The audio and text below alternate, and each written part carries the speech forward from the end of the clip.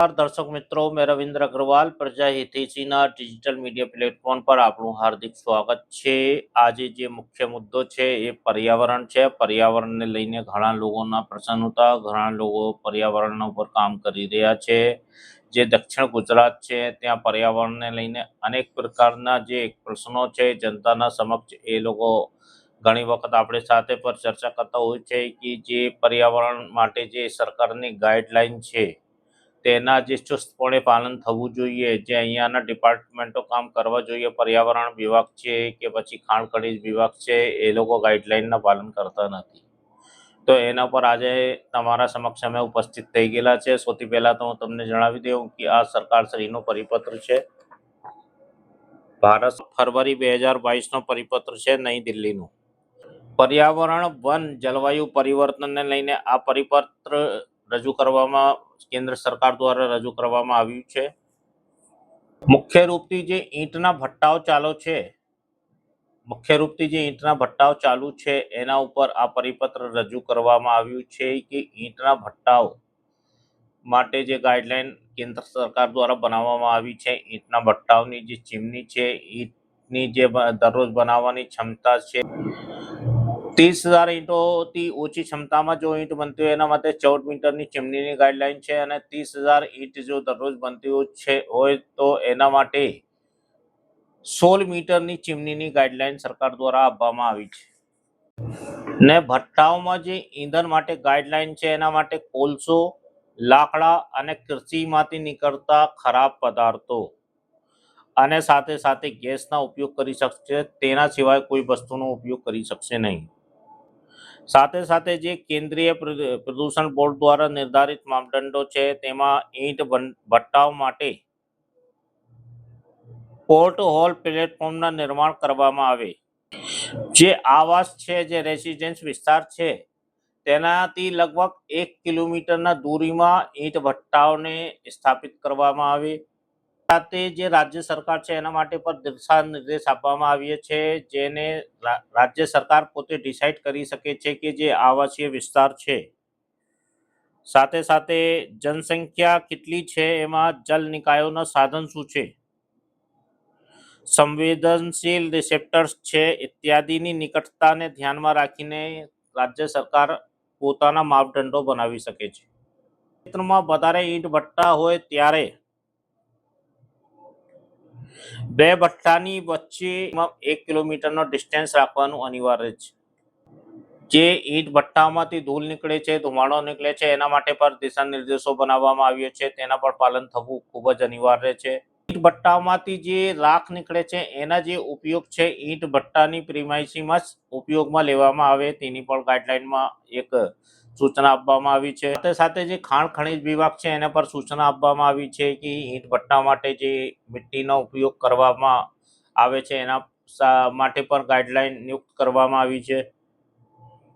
સાથે સાથે જે ઈંટો ને લઈ જવા માટે તેમજ જે કાચા રો મટીરિયલ છે એના લાવવા માટે જે ટ્રકોનો ઇસ્તેમાલ થાય છે, જે ટ્રકોનો ઉપયોગ થાય છે, તે જે રોડ છે, મુખ્ય રોડ છે, પાકું હોવું જોઈએ, કાચું નહીં હોવું જોઈએ। એના ટ્રકોમાં માલ ભરીને લાવે છે અને લઈ જાય છે, એને ઢાંકીને લાવવું પડે। ખુલ્લી રીતે તમે જોતા હશો કે ટ્રક જાય છે ને એમાં માટી એમ જ લઈ જતા હોય છે, સાથે સાથે ઈંટ પણ એમ જ લઈ જતો, એને ઢાંકીને લઈ જવા માટે પણ પર્યાવરણ બોર્ડ દ્વારા કેન્દ્રીય પર્યાવરણ બોર્ડ દ્વારા ગાઈડલાઈન નિયુક્ત કરવામાં આવી છે। તો આ બધી અધિસૂચનાઓ છે જેના પાલન થવું જોઈએ, પરંતુ અહીંયા પાલન થતું નથી। પર્યાવરણ બોર્ડ છે, ખાણ ખનીજ વિભાગ છે, સાથે સાથે જે ભઠ્ઠા ચલાવવાના ભઠ્ઠાઓના માલિક છે તે લોકો તેના ઉપર ધ્યાન આપતા નથી। એક વસ્તુ પણ જોવામાં આવી રહી છે કે જે કૃષિની ભૂમિ છે એની જે નજીકની ભૂમિ માટે પણ સરકારને નિર્દેશ બનાવ્યા છે। ફળો અને બાગો એટલે રેઝિડેન્સ અને ખેતીની જે બીજા ખેતરો છે એનાથી મિનિમમ 1 કિલોમીટર જેટલું ડિસ્ટન્સ ઈંટના ભઠ્ઠા માલિકોએ રાખવું ફરજિયાત છે। બાજુમાં ખેતી ચાલતું હોય, બાજુમાં રેસિડેન્સ હોય, પબ્લિક હોય, તેનાથી 1 કિલોમીટર લગભગ 800 મીટરની અંદરનો ડિસ્ટન્સ રહેવું જોઈએ ઈંટના ભઠ્ઠા માટે। આ જે સેન્ટ્રલ પોલ્યુશન બોર્ડ છે એની ગાઈડલાઈન છે। સાથે સાથે જે મજૂરો માટે, જે શ્રમિકો માટે પણ ગાઈડલાઈન છે એના પર તમને વિસ્તારથી જણાવીશ। કેવી રીતે શ્રમિકો સાથે ઘણા બધા મુદ્દા ઈંટના ભઠ્ઠા માલિકના પણ છે. શ્રમિકો એ લોકો લાવે છે, મહારાષ્ટ્રથી લાવતા હોય છે, એમપીથી લાવતા હોય તો ઈંટના ભઠ્ઠામાં કામ કરવા માટે એડવાન્સ આપીને લાવે છે. પરંતુ અમુક કિસ્સાઓમાં જે 2-4 દિવસ રોકાય છે મજૂરો અને પૈસા લઈને નાહી જાય છે. આવી પણ ઘણી બધી ફરિયાદો, ચર્ચાઓ ઈંટના ભઠ્ઠા માલિકો સાથે થઈ હતી. એ લોકોના એક પ્રશ્ન આ છે, અને જે મૂળ પ્રશ્ન છે શ્રમિકોના સ્વાસ્થ્યના, તો જે શ્રમિકોને લાવવામાં આવે છે મહારાષ્ટ્રથી, એમપીથી અને બીજી જગ્યા છે, એ લોકોને ઈંટના ભઠ્ઠા ઉપર રહેવા માટેની જગ્યા ફાળવવામાં આવે છે. એમના માટે ઈંટના ભઠ્ઠામાં નાના કોટેજ બનાવી આપી દેવામાં આવે છે. જે લોકો પોતાના બાળકો સાથે ઈંટના ભઠ્ઠામાં 24 કલાક રહેતા હોય છે, એમના સ્વાસ્થ્ય ઉપર તેમજ એમના બાળકોના સ્વાસ્થ્ય ઉપર ખૂબ જ ગંભીર અસરો પેદા કરે છે. 24 કલાકો ચીમની ચાલે છે અને બેઠું ધુમાડો, ગંદકી, ધૂળ એ લોકોના ફેફસામાં જાય છે અને હૃદય સંબંધિત તેમજ ફેફસા સંબંધિત બીમારીઓ થાય છે. સાથે સાથે જે ઈંટના ભઠ્ઠામાં કામ કરતા મજૂરો છે, એમને કોઈ પણ પ્રકારના સરકારના જે ગાઈડલાઈન છે, એમને હાથના મોજા આપવું પડે, પગના મોજા આપવું પડે, મોઢા ઉપર બાંધવા માટે એક માસ્ક આપવું પડે, પછી માથાના ઉપર ઢાંકવા માટે પણ એમને હેલ્મેટ જેવું કંઈ આપવું પડે. એ વસ્તુનું પર પાલન કરવામાં આવી રહ્યું નથી, જેના કારણે એમને સ્વાસ્થ્યને ગંભીર અસરો પેદા થઈ રહી છે.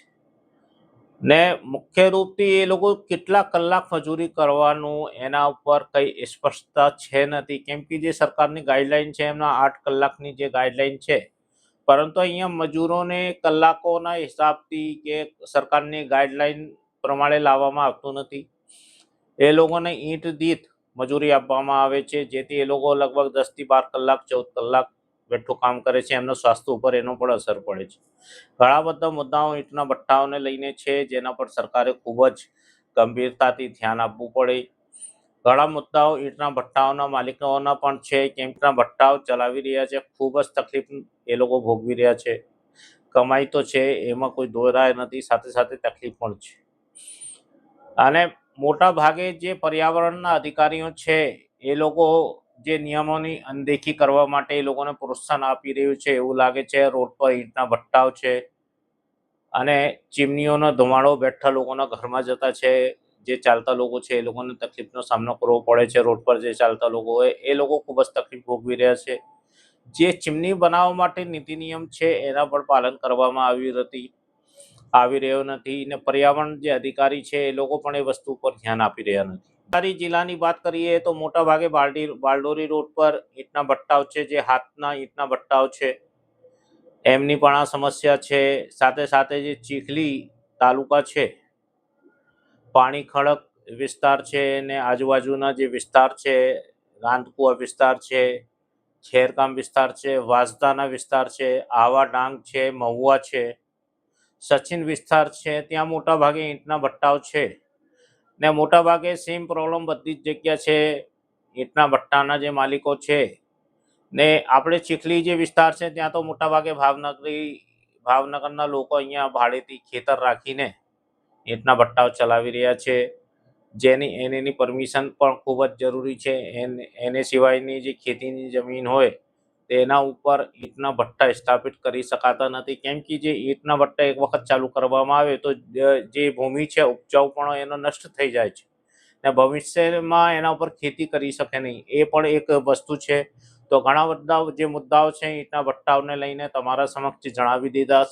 સેન્ટ્રલ પોલ્યુશન બોર્ડની જે ગાઈડલાઈન છે એ પણ તમને સમજાવી દીધું છે. નેક્સ્ટ જે એપિસોડ છે એમાં અમે બાળ શ્રમિકો ઉપર ચર્ચા કરીશું કે કેવી રીતે ગુજરાતમાં બાળ શ્રમિકો તેમજ મજૂરો સાથે નિયમો જે ગવર્મેન્ટ દ્વારા બનાવવામાં આવી છે, ગાઈડલાઈન બનાવવામાં આવી છે, તેના કેવી રીતે પાલન થઈ રહ્યું નથી એના પર આપણે ચર્ચા કરીશું નેક્સ્ટ એપિસોડમાં. ધન્યવાદ.